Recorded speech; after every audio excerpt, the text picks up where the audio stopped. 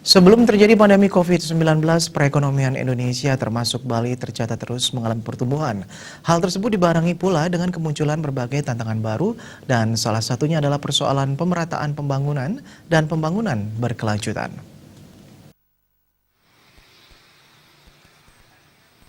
Wakil Gubernur Bali Cokorda Oke Arte Ardanus Kawati menyampaikan sebagai daerah destinasi pariwisata, Bali memperoleh manfaat ekonomi yang besar dari sektor tersebut.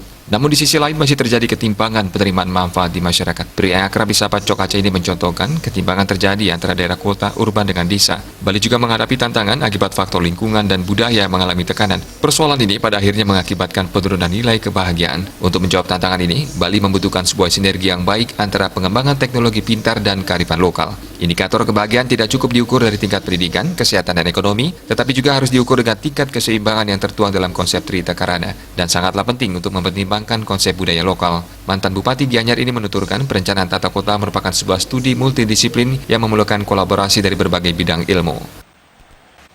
Rindra Davita, Bali Pos melaporkan.